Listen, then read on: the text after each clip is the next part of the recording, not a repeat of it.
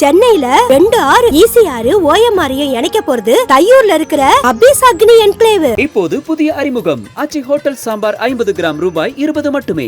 சன்லேண்ட்ல சமைச்சா சக்தி தானா வரும். அந்த ராகு பாருங்க, அந்த இடத்துல என்னைக்கு போனாலும் யாருக்குரிய எல்லா கம்பெனியும் பூமிங் ஆச்சு. அதில் பர்டிகுலர் இந்த ஃபினான்ஷியல் சம்மந்தப்பட்ட இதுவும் க்ரூடு சம்மந்தப்பட்ட விஷயங்கள் எல்லாமே ரேட் அதிகமாக போயிட்டு இருக்கும். ஏன்னா உங்களுடைய 10ஆம் பாவத்திற்கு 5ங்கிறது உங்களுடைய தொழிலை கெடுக்கக்கூடிய பாவம். 8ஆம் பாவமாக வரும். கோர்ட்டு கேஸு, வம்பு வழக்கு, லாஸு இதை சொல்லக்கூடிய பாவம். இந்த மாதிரி இடத்துல போய் உட்காந்துருக்கிறது. இதே 3, 7, 11 போய் உட்காந்துட்டாருன்னு வச்சுக்கோங்களேன். கடகம், விருச்சகம், மீனம் இந்த ராசிகளில் அசுபகரங்கள் தொடர்புகள் வரும். இப்போ ராகு மீனத்தில் இருக்காருன்னு வச்சுக்கோங்களேன், சனி கடகத்திலேயோ விருச்சகத்திலேயோ இருக்கக்கூடாது. இருந்தால் போர் பதட்டமெல்லாம் இல்லை, 100% போர். நான் எப்போ கோல்டில் போட்டாலும் அடி வாங்குறேன், நான் எப்போ நான் ஐடி பண்ணாலும் ஐடி வாங்குறேன்னு சொல்லுவேன். இது ரெண்டுமே உங்களுக்கு நெகட்டிவாக இருக்கும். அப்போ அந்த பாவங்களையும் உங்களுக்கு ஒவ்வொரு மாதமும் 11 மாதத்துக்கு அக்ரிமெண்ட் போட்டாங்க, மைனஸ் ஆக ஆக அதனுடைய விலையில தான் இன்றைக்கு வரைக்கும் நமக்கு பெட்ரோல் வந்து. இது என்னைக்கு அந்த அக்ரிமெண்ட் முடிஞ்சு புதிய அக்ரிமெண்ட் வருதோ அப்போ என்ன ரேட்டோ அப்போ ரேட்டிங் ஏற்றிடும். அது வரைக்கும் ரேட்டு ஏற்ற மாட்டாங்க. இதே சிம்மராசி சிம்மலக்னத்துக்கு சுத்தமாகவே ஆகாது. ஏன்னா சூரியனுக்கு ராகு வதை வைநாசிகம்னா டோட்டலாக வாஷ் அவுட் பண்ணக்கூடிய ஒரு காலகட்டம். இன்வெஸ்ட்மெண்ட் பிளான் இல்லை long time investment, short time எது பண்ணினாலுமே மகர ராசி மகர லக்னம் இந்த முறை கொஞ்சம் சூப்பராகவே இருக்கு. ஏன்னா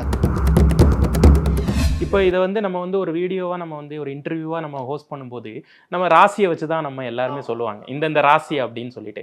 பட் நீங்கள் திசை எந்த திசை நடக்குதோ அது மட்டும்தான் சொல்கிறீங்க. இப்போ தோராயமாக இப்போ இந்த நீங்கள் குறிப்பிடக்கூடிய இந்த திசைகள்லாம் யார் யாருக்கெல்லாம் நடந்துக்கிட்டு இருக்குங்கிறத சொல்ல முடியுமா உங்களால்? சார் பாருங்கள், இப்போ மேசராசிக்காரங்க 5ஆம் அதிபதியே சூரியன் தான். 5ஆம் இடம் என்பதுதான் அதிர்ஷ்டத்தை சொல்லக்கூடியது, மார்க்கெட் நிலவரங்களை சொல்லக்கூடியது. உங்களுடைய ஸ்பெகுலேஷன், குதிரைப்பந்தயம், ரேஸு, லாட்ரி, அதிர்ஷ்டத்தை நம்புறாங்க. இதில் இந்த ஸ்பெகுலேஷன் சொல்லக்கூடிய இந்த ஷேர் மார்க்கெட் எல்லாமே அதுக்குள்ளே தான் இருக்குது. அப்போ பொதுவாகவே இந்த மேசராசி மேசலக்கணத்துக்காரங்க உள்ளே வந்துடுவாங்க. இப்போ ராகு பார்த்தீங்கன்னா கும்பத்துக்கு வரப்போகிறார், அடுத்த 2-3 மாதத்தில் வரப்போகிறார். வந்த உடனே நேராக சிம்மத்தை பார்த்துருமா நிறைய மேசராசி மேஷலக்கணத்துக்காரங்க உள்ளே இன்வெஸ்ட்மெண்ட் பண்ண ஆரம்பிச்சு. சில பேர் இன்வெஸ்ட்மெண்ட் பிளானாக வருவாங்க, சில பேர் இன்ட்ராடே பிளானில் வருவாங்க, சில பேர் கிரிப்டோ கரன்சி, சில பேர் பிட்காயின்ஸ் இந்த மாதிரி அவங்களுக்கு நல்லா ஒர்க் அவுட் ஆகுமாங்கிறத திசாபுத்தி முடியும். ஓகே வருவீங்கிறது இது ஓகே ஃபைன். அவங்களுக்கு இதுக்குள்ளே கொண்டு வரக்கூடிய தன்மை இருக்கும், உங்களை தூண்டி விட்டுரும். சரிங்களா? அதே போல் பாருங்கள் ரிஷப லக்னத்துக்காரங்க. ரிஷப லக்னத்துக்கு 4ஆம் இடம் தான் சூரியன் வீடு. அதே போல் 5ஆம் வீடு புதன் வீடு. இந்த புதன் வீட்டை என்னைக்கு அந்த ராகு திரிகோணத்தில் வராரோ அன்னைக்கு, அப்போ இன்னும் ஒரு 1.5 வருடங்கள், அடுத்த 1.5 வருஷம் கழிச்சு இந்த மகரத்துக்கு ராகு வரும்போது இந்த வீட்டை கனெக்ட் பண்ணிடுவார், கன்னி வீட்டை கனெக்ட் பண்ணிடுவார், திரிகோணத்தில் வந்துடுவார். அவங்களெல்லாம் தூண்டி விட்டுரும். இப்போ மேஷத்தை பற்றி சொன்னீங்க சார். இப்போ அவங்க 7.5 சனி ஸ்டார்ட் ஆகுது. இப்போ 7.5 சனி ஸ்டார்ட் ஆகுங்க, ஜென்ம சனியில் இருக்கிறவங்க இவங்களுக்கு எல்லாத்துக்கும் இந்த ஃபைனான்ஷியல் ரீதியான குடைச்சல் வரும் இல்லையா? அதுக்கும் தொடர்பு இருக்கா? சனி பகவான் என்ன பண்ண, அதான் சொன்ன சார், திசாபுதிகளோட கனெக்ட் பண்ணி தான் சனியவே பார்க்கணும். இப்போ குரு வீட்டுக்கு வரக்கூடிய சனி நல்லவர் கிடையாது. ஆக்சுவலாக குருவும் சனியும் வெவ்வேறு அணிகளை சார்ந்தவர்கள். சனி தொழிலை சொல்லுவார், குரு பொருளாதாரத்தை பற்றி பேசுவார். இந்த ரெண்டுமே ஒரு இடத்துல இணையவே இணையாது. இப்போ ஏன் நான் அந்த கேள்வி கேட்டேன்னா, நீங்கள் சொன்னீங்க இந்த மாதிரி மேஷராசி மேஷ லக்னத்தை உள்ளே கொண்டு வருவாங்க, ஆனால் அவங்களுக்கு வரப்போகிறது விரையச்சனி, அதனால் கேட்குறேன். இப்போ நம்ம போன வீடியோவில் பேசும்போது அதான் சொல்லியிருந்தேன், மேசராசி மேச லக்னத்துக்காரங்கள் 2வது தொழிலை ஆரம்பித்தாலும் புதிய முதலீடுகள் செய்தாலும் கவனமாக இருக்குன்னு சொல்லியிருக்கோம். ஏன்னா அந்த 5ஆம் இடத்தை விட்டுட்டு அவர் 6ஆம் இடத்தை பார்க்குறாரு. திசாபுத்திகள் நல்லா இருந்தால் ஒரு சின்ன லாஸ்லேயே வெளியே வருவாங்க. திசாபுத்தி கெட்டவங்க மிகப்பெரிய லாஸ் சந்திப்பாங்க. அப்போ இந்த காலகட்டம் என்ன பண்ணணும்னா, 12ஆம் இடத்துல சனி இருக்கார் மேசராசி மேஷ லக்னத்துக்கு. அவங்க என்ன பண்ணணும்னா இன்வெஸ்ட்மெண்ட் பண்ணிவிட்டு வெயிட் பண்ணணும். Long time investment better, short டைமுக்குள்ளே போகக்கூடாது. ஷார்ட் டைம் போனாங்கன்னா லாஸ் ஆகும். ஷார்ட் டைம்ங்கிறது இன்ட்ராடே 2 மாதத்தில் எடுக்கிறது, இன்னைக்கு போட்டு நான் சாயந்தரத்துக்குள்ளே எடுக்கிறது, இதெல்லாம் பண்ணாங்கன்னா லாஸ். ஒரு மியூச்சுவல் ஃபண்ட்ஸில் எஸ்ஐபி போடலாம், அது ஒரு லாங் டைம் போகலாம், எஸ்யூபி பேஸில் போகலாம். அதெல்லாம் உங்கள் தனிப்பட்ட திறமை. முடிந்த வரைக்கும் அந்த புதிய முதலீடுகள் இருக்கிறது உங்களை ஒன்றுமே பண்ணாது. எப்போவுமே பழைய வேலைகளை கிரகங்களுக்கு எடுக்காதுங்க. புதுசாக அதை ட்ரை பண்ணும்போது நெகட்டிவ் டயத்தில் பண்ணும்போது பழசையும் சேர்ந்து இழுத்துட்டு போயிடும். அதில் கவனமாக இருக்கும். இந்த காலகட்டத்தில் எந்தெந்த ஷேர்ஸு இல்லை என்ன கமாடிட்டி ஆகட்டும், எது விலை ஏறப்போகுது, எதில் நம்ம இன்வெஸ்ட் பண்ணால் ஒரு நல்ல ப்ராஃபிட் எடுக்கலாம்? பொதுவாக பார்த்தீங்கன்னா ராகு அந்த குரு வீட்டுக்கு வரப்போ எல்லா ஷேர்ஸுமே மேக்ஸிமம் எக்ஸ்பெண்ட் ஆகிருக்கு. இந்த பூமிங் மார்க்கெட் நம்ம சொல்லக்கூடியது. அதில் பார்த்தீங்கன்னா குருவினுடைய ஆதிக்கத்தில் இருக்கக்கூடிய வங்கித்துறைகள், ஃபினான்ஷியல் சம்மந்தப்பட்ட கம்பெனிஸ், இதெல்லாமே ரொம்ப அருமையான விஷயம். சனியோட நட்சத்திரம் அந்த மீன வீட்டில் இருக்கிறதுனால சனியுடைய பங்குகள், உதாரணத்துக்கு நீங்கள் ஆயில் அண்ட் கேஸ், இரும்பு ரேட்டெல்லாம் பாருங்கள் எங்கேயோ போயிடுச்சு இரும்பு. அதுக்கப்புறம் பார்த்தீங்கன்னா அதில் இருக்கக்கூடிய இன்னொரு நட்சத்திரம் புதனுடைய நட்சத்திரம், ஐடி கம்பெனிஸ், புதனுடைய சார்ந்த விஷயங்கள், புதன் காரகத்தில் இருக்கக்கூடிய கம்பெனிஸ், இது எல்லாமே மிகப்பெரிய பூமிங் ஆயிடுச்சு. அதாவது அபரிமிதமான ரேட்டுக்கு போயிட்டார்.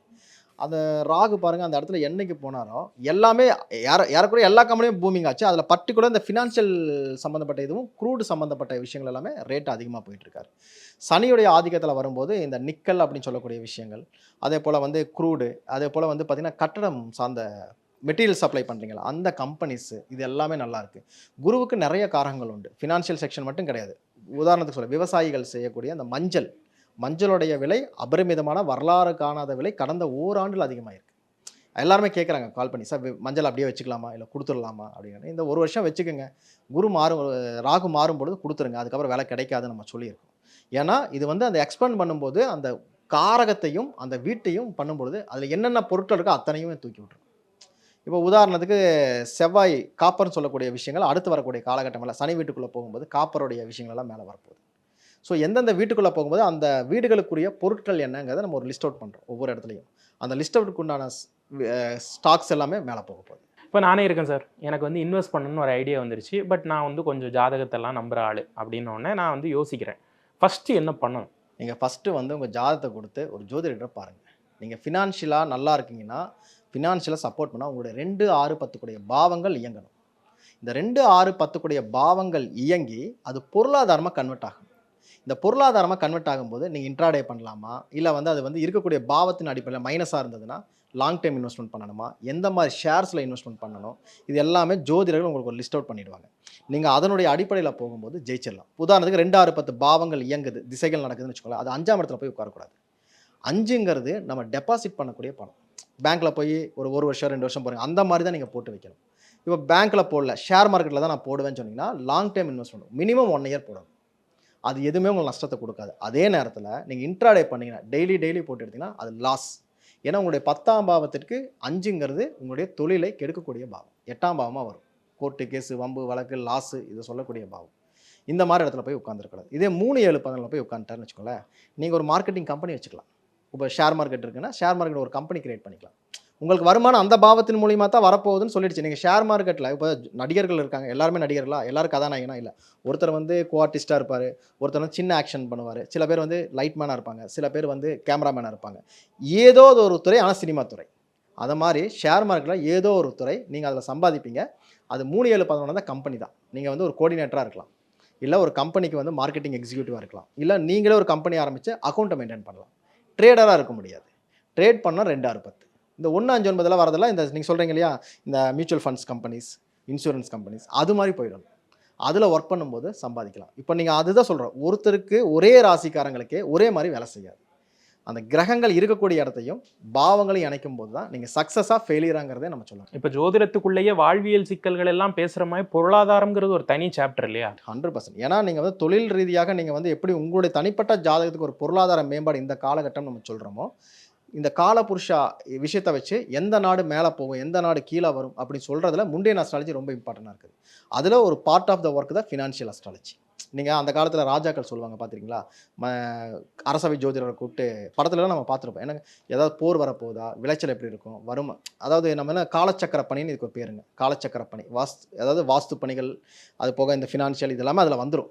ஜோதிடர்கள் வந்து நாட்டுக்கு அரசனுக்கு சொல்லுவாங்க, வறுமை வரப்போகுது, கொஞ்சம் ஜாக்கிரதையாக இருங்க, எதிரி நாட்டு மன போர் எடுத்துருவான், கிரக நிலைகள் சரியில்லை, நம்மளுடைய வருமானங்கள் குறைய போகுது, கொஞ்சம் ஜாக்கிரதையாக இருக்கணும் அப்படிங்கிறதெல்லாம் சொல்லுவாங்க ஜோதிடர்கள். இப்போ ஒரு புரிதலுக்காக கேட்குறேன் சார், இப்போது ரீசன்ட் டைமில் வந்து நடந்த வேர்ல்டு இன்சிடென்ட்ஸ் எல்லாம் பார்க்கலாம்.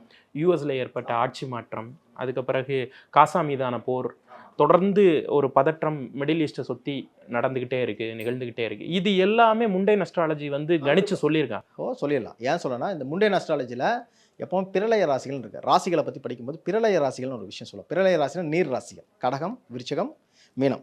இந்த ராசிகளில் அசுபகரங்கள் தொடர்புகள் வரக்கூடாது. இப்போ ராகு வந்து மீனத்தில் இருக்காருன்னு வச்சுக்கோங்களேன், சனி கடகத்திலேயோ விருச்சிகத்திலேயோ இருக்கக்கூடாது. இருந்தால் போர் பதட்டமெல்லாம் இல்லை, 100% போர். இப்போ எப்போ இந்த போர் ஆரம்பிச்சது பாருங்கள், நீங்கள் அந்த லாஸ்ட்டாக வந்து 2.5 வருஷத்துக்கு முன்னாடி இந்த போர் வந்து சின்ன சின்னதாக போயிட்டுருக்கு. கரெக்டாக கொஞ்சம் யுக்ரைன் போரெலாம் பாருங்களேன், ஆரம்பித்தாங்க, இன்றைக்கி நடக்குது அங்கங்கே சின்னதாக. ஏன்னா இது 3ஆம் உலக போரை கன்வெர்ட் ஆகினோன்னு நிறைய பேர் பயந்தாங்க. ஏன்னா மகரத்தில் இந்த சனி ராகுவை பார்க்க வேண்டிய சூழ்நிலை உள்ளே வரப்போகிறாரு, இவரும் மாறப்போகிற டயத்தில் அதுவும் மாறிடுச்சு, இதுவும், அதனால் தப்பிச்சிட்டாங்க. உள்ள நாடுகள் பூந்து உங்களுக்குள்ளே சண்டை போட்டுக்கோங்க, சிவிலைன்ஸில் கை வைக்காதீங்கன்னு சொன்னதுக்கப்புறம் ஓகே பண்ணாங்க. இதுவே தவிர இப்போ ராகு இருக்கிற இடத்த சனி மகரத்தை வந்து பார்த்தோன்னா இது போர் தான், மிகப்பெரிய போர். ஏன்னா பிரளய ராசினா பெரிய பிரச்சனைகள், பூகம்பம் மட்டும் கிடையாது, சுனாமி மட்டும் கிடையாது, நாடுகளுக்குள்ள பிரச்சனை வந்துடும். இப்போ சனி வந்து மகரத்துலேருந்து கடகத்தை பார்த்துட்டு இருந்தார். அதனால தான் பார்த்தீங்கன்னா நீரினால் பல பிரச்சனை கடந்த 2.5 வருஷம் 3 வருஷமாக நம்ம பார்த்தோம். ஈவன் இந்தியா கூட ஃபார் எக்ஸாம்பிள் மும்பையிலிருந்து தமிழ்நாடு வரைக்கும் நீரால் மூழ்கப்படுது. கடந்த 3 வருஷத்தில் எத்தனையோ புயல்களை பார்த்துட்டோம் இல்லையா? இது எல்லாமே பிரளய ராசியில் வருது. இதான் முண்டேன் அஸ்ட்ராலஜி படிச்சிங்கன்னா அந்த ராசிகளுடைய விஷயங்களை படிக்கும் பொழுது இது போரா இல்லை வந்து சுனாமியா இல்லை வந்து பூகம்பமா எல்லாமே சொல்ல முடியும். நெருப்பு ராசிகள் கனெக்ட் பண்ணிட்டதுன்னா எரிமலை வெடிக்கிறது, போர் பதட்டம், இந்த மாதிரி வரும். இப்போ நேச்சுரல் டிசாஸ்டர் வந்து கும்பத்துல சனி அப்படிங்கிற ஒரு காம்போவோட இல்லை அந்த மாதிரி எடுக்க முடியாது. ஸோ இந்த ராசிகள் சம்மந்தப்பட்ட அசுபகிரங்களை பார்த்துருக்கூடாது. இப்போ ராகு இருக்காரு, சனி பார்த்துட்டாருன்னா பிரச்சனை. இதே இடத்துல குரு தொடர்பு வந்துச்சுன்னா கன்ஃபார்ம். வந்து உட்கார்றது மேட்டர் இல்லை, பார்வை தான் மேட்டர். பார்வையும் மேட்டர், உட்கார்றது மேட்டர். 2 கிரகங்கள் சேர்ந்து இருக்கக்கூடாது. இருந்தா இருக்கிற நாடு அவுட்டு, பார்க்கக்கூடிய நாடுகளும் அவுட். இப்போ 2025 இன்வெஸ்டர்ஸ்க்கு ஜோதிட ரீதியாக நீங்க சொல்லக்கூடிய அறிவுரை என்ன? ரொம்ப சிம்பிள் தான். முதல்ல ஜாதகத்தை பார்க்கணும். ஜாதகத்தை பார்த்து முடிவு பண்ணுங்க. எந்தெந்த ராசிகளுக்கு எந்தெந்த பங்குகள்னு சொல்லுவோம். எல்லாமே எல்லாரையும் கெடுக்காது. நீங்கள் வந்து ட்ரேட் பண்ணுறீங்க, கோல்டில் தான் ட்ரேட் பண்ணீங்கன்னா கோல்டு உங்களுக்கு உகந்ததான் ஃபஸ்ட்டு பார்க்கணும். நம்ம இன்டர்வியூட ஆரம்பத்தில் நம்ம பேசணும். அதாவது 2 அணிகள் உண்டு. ஒவ்வொரு லக்னத்துக்கும் ஒரு அணி சப்போர்ட் பண்ணி இன்னொரு அணி நெகட்டிவ் தான் பண்ணணும். உதாரணத்துக்கு மேஷ லக்னம் மேஷ ராசிக்கு குருவினுடைய அணி சப்போர்ட் பண்ணாது. நாங்கள் வந்தோன்னே சொல்ல கோல்டில் இன்வெஸ்ட்மெண்ட் பண்ணாதீங்க, உங்களுக்கு கோல்டு தான் முதல்ல லாஸு, க்ரூடில் பண்ணுங்க. கோல்டுக்கு எடுத்துச்சுன்னா க்ரூடு தான் உங்களை தூக்கி விடும். சில பேருக்கு என்ன பண்ணுவோன்னா வெள்ளியில் பண்ணுங்கள், சுக்கிரனுடைய காரகம் நல்லா இருக்கும், புதனுடைய ஐடி பங்குகள் பண்ணுங்கள் அப்படின்னு சொல்லிடுவோம். இதே வந்து ரிஷப லக்னத்துக்காரங்க யாராவது வந்தாங்க, ராசிக்காரங்க வந்தாங்கன்னா நீங்கள் பண்ண வேண்டியதெல்லாம் கோல்டு, வங்கித்துறைகள், அதுக்கப்புறம் வந்து சிமெண்ட் சார்ந்த துறைகள், சூரியனுடைய அரசாங்க பங்குகள், அரசாங்கத்துடைய இந்த சிவிலைசேஷன், அதுக்கப்புறம் வந்து பார்த்திங்கன்னா இந்த நம்ம இராணுவ தளவாடங்கள் சம்மந்தப்பட்ட கம்பெனிஸ், இது மாதிரி வாங்குங்கன்னு சொல்லுவோம். செவ்வாய் இருப்பார், கனரக வாகனங்கள் சம்மந்தப்பட்ட கம்பெனிஸோட இதெல்லாம் பங்குகள் எல்லாம் வாங்குங்க. எலக்ட்ரிக்கல் எலக்ட்ரானிக்ஸ் ஐட்டம்ஸ் வாங்குங்க. இப்போ ஃபார் எக்ஸாம்பிள் நீங்கள் வந்து பெயிண்ட் வாங்கினீங்கன்னா ஆசியன் பெயிண்ட்ஸ், அந்த மாதிரி கம்பெனி, சில கம்பெனிகளை நம்ம வந்து ரெக்ரூட் பண்ணுவோம். உங்களுக்கு இந்த இடத்துல இருந்தால் இந்த கிரகம் இந்த கம்பெனியை மென்ஷன், அந்த காரகத்துவத்தை சொல்லி காரகத்துவத்தோட சேர்ந்து சொல்லுவோம். இவங்க அப்படியே நெகட்டிவான கம்பெனிக்கு போவாங்க, க்ரூடு இந்த மாதிரி விஷயத்துக்குள்ளே போயிட்டாலும் லாக் ஆகிடுவாங்க. ஏன்னா ஒரு லக்னத்துக்கு சப்போர்ட் பண்ணக்கூடிய கிரகம் இன்னொரு, அது பார்வைக்கு ப்ராஃபிட் தர்ற மாதிரி நமக்கு இருக்கும், ஆனால் தோத்துருவாங்க. அதுதான் நெகட்டிவான திசா புத்தின்றோம். நல்ல திசா புத்திகள் இருந்தால் நீங்களே சூஸ் பண்ணுறதே உங்களுக்கே அறியாமல் நீங்கள் நல்ல இடத்துல தான் இருப்பீங்க. இது வந்து நீங்கள் பார்த்துட்டு பண்ணும்போது நல்ல ஒரு விஷயம். அதாவது சார் உங்களை தூண்டக்கூடியது 5 கிரகங்களா 4 கிரகங்களா ஒரு கான்செப்ட் இருக்குது. அந்த 4 எதுன்னு பார்த்துட்டு அதை சார்ந்த விஷயத்துக்குள்ளே போகும். நம்ம சேஃபர் ஜோன் இல்லைன்னா கொஞ்சம் கவனமாக தான் இருக்கணும். கண்டிப்பாக லாஸ் உண்டு. சில பேர் பார்த்தீங்கன்னா 5-6 பங்குகள் வாங்குவாங்க, 4 மட்டும் ஹிட் ஆகும், 2 தோத்துட்டே இருப்பாங்க. சார் நான் எப்போ கோல்டில் போட்டாலும் அடி வாங்குறேன், நான் எப்போ நான் ஐடி பண்ணாலும் ஐடி வாங்குறேன்னு சொல்லுவாங்க. இது ரெண்டுமே அவங்க நெகட்டிவாக இருக்கும். அப்போ அந்த பாவங்களையும் உங்களுக்கு சப்போர்ட் பண்ணுது. அதாவது நாங்கள் சொல்ல உயிர் பொருள்னு ஒரு கான்செப்ட் இருக்குது சார். பொருளாதாரத்தை தரக்கூடிய கிரகங்கள் எல்லாமே உங்களுக்கு வாழ்க்கையில் வெற்றியை கொடுத்துரும். அப்போ அந்த பங்குகளை தான் நாங்கள் உங்களுக்கு ரெக்ரூட்டே பண்ணுவோம். நீங்கள் வந்து அது மட்டும்தான் நீங்கள் எடுக்கணும். அதை தாண்டி யோசிக்காதீங்க. உங்களுக்கு தேவை காசு, அது எந்த வருமானத்தின் மூலியமாக வந்து நான் இந்த பங்கு தான் பண்ணணுங்கிற அவசியமெல்லாம் கிடையாது. அதை சூஸ் பண்ணுங்கள். அது மாதிரி சூஸ் பண்ணி நிறைய சக்ஸஸான ஹிஸ்ட்ரிஸ் எல்லாம் நிறைய இருக்குது. வாட்ஸ்அப் வீடியோக்கள், ஆடியோக்கள் எல்லாமே இருக்குது. உங்களுடைய ஜோதிட பயணத்தில் நீங்களே பார்த்து இவருக்கு ஒரு நபர் இருந்தார், மனசில் நின்று இருப்பாங்கள்ல சில பேர், செமையாக ஒர்க் அவுட் ஆச்சு அந்த விஷயம் அப்படின்னு ஏதாவது இருக்கா? ஆக்சுவலாக பேர் சொல்லலாமான்னு தெரியல. எங்கள் ஊரில் வந்து பார்த்தீங்கன்னா கோல்டு கோயம்புத்தூர். நாங்கள் ஆக்சுவலாக வந்து கோயம்புத்தூரில் வந்து நாங்கள் பார்த்தீங்கன்னா கோல்டு வந்து நிறைய கம்பெனிஸ் பார்க்கலாம். நீங்கள் அங்கே இருக்கிறது கம்பெனி பேர் வேண்டாம். அவங்க வந்து பார்த்தீங்கன்னா லாஸ்ட்டு 1 இயருக்கு முன்னாடி எங்கிட்ட தனிப்பட்ட முறையில் காண்டாக்ட் பண்ணி, சார் நீங்கள் கோல்டை பற்றிலாம் நிறைய எழுதுறீங்க, நாங்கள் யூடியூப்லேயும் பார்க்குறோம், ஃபேஸ்புக்கில் உங்களை பார்த்தோம், நிறைய பேர் உங்களை பற்றி பேசியிருக்கிறாங்க, பெரிய ஜுவல்லரி ஃபேக்ட்ரி வச்சுருக்காங்க. அவங்க வந்து கேட்டாங்க, நாங்கள் வந்து டன்னாக தான் கனெக்ட் பண்ணுவோம். அவங்களுக்கு எப்படி இல்லைன்னா நம்ம இன்றைக்கி போனால் இன்றைக்கி ரேட்டு, நாளைக்கு போனால் நாளைக்கு, அப்படி கிடையாது. அவங்க வந்து 11 மந்த்ஸ்க்கு ஒரு டைம் தான் அக்ரிமெண்ட் போடுவாங்க. இந்த எப்படி நம்ம வந்து ஒரு பஞ்சுக்கு அந்த விலை ஃபிக்ஸ் பண்ணுறாங்களோ அந்த மாதிரி இவங்களுக்கு எல்லாமே வந்து ட்ரேடர்ஸ்க்கு எல்லாருமே என்ன பண்ணுவாங்கன்னா, இந்த மேக்கிங் ஆளுகளுக்கெல்லாம் ஒரு ரேட்டு 11 மந்த்ஸ் இறங்கினாலும் ஏறினாலும் அதர் ரேட். கார்பரேட் கம்பெனியோட சீக்ரெட், அவங்களுடைய ஒர்க் அவுட்டில் இப்படி தான் இருக்கும். 11 மாதத்துக்கு தான் கான்ட்ராக்ட். அந்த 11 மாதம் ஒரே வேலை தான். இறங்கினாலும் நீ தான் சமாளிச்சுக்கணும், ஏறினாலும் நீ தான் சமாளிச்சுக்கணும் அப்படிங்கிற கான்செப்ட். இப்போ நான் வந்து புக் பண்ணட்டுமா வேண்டாமா அப்படின்னு கேட்டார். தைரியமாக புக் பண்ணுங்கள் சார், வேற ஒரு லெவலில் செட்டில் ஆகும்னு சொன்னோம். ரொம்ப ரொம்ப சந்தோஷமாக இருக்கிறாங்க. ஏறக்குறைய அவங்க புக் பண்ணது பல டன். இன்றைக்கி அவங்க பண்ணக்கூடிய பிஸ்னஸ் வந்து பேர் சொன்னால் தெரிஞ்சிடும் எல்லாத்துக்குமே. அந்தளவுக்கு பெரிய எக்ஸ்பெண்டான ஒரு இது. தனிப்பட்ட முறையில் நம்ம மேலே நல்ல மரியாதை. இப்போ எப்போ இறங்க போகுதுன்னு கேட்டுட்ருக்காங்க. அதையும் நம்ம ஒரு லிஸ்ட் அவுட்டே போட்டு கொடுத்தோம். எந்தெந்த மாதம் புக் பண்ணணும், பண்ணக்கூடாது, எப்போ கான்டாக்ட் பண்ணணும், 11 மந்த்ஸ். அப்போ இறங்குறப்ப போட்டிங்கன்னா லாபம் தானே. இல்லை அது ஏறினா நமக்கு பெரிய சிக்கலில் கொண்டு விட்டுரும் இல்லையா? நான் டன் கணக்கில் வாங்குறேன். உதாரணம் சொல்கிறேங்க பாருங்களேன். நம்ம முதல்ல வந்து பெட்ரோல் விலை அடிக்கடி ஏறிட்டு இருந்ததுங்களா? 50 பைசா, 1 ரூபா, 2 ரூபா ஏற்றிட்டாங்க. கடந்த 2.5 ஆண்டுகளில் பெட்ரோல் விலை ஏறி இருக்காரு பார்த்தீங்களா? ஏன்னு சொன்னீங்கன்னா, நம்மளுக்கு விலை குறைக்கல. அன்னைக்கு நம்ம வந்து எல்லாருமே திட்டினோம். என்னடா ரேட் எல்லாம் இறங்கிருச்சு, இவங்க மட்டும் குறைக்க மாட்டேங்கிறாங்க, மைனஸ்ல போயிட்டு இருந்துன்னு சொன்னோம். ஆனா, அன்னைக்கு ரேட்டுக்கு அவங்க ஃபிக்ஸ் பண்ணிட்டாங்க.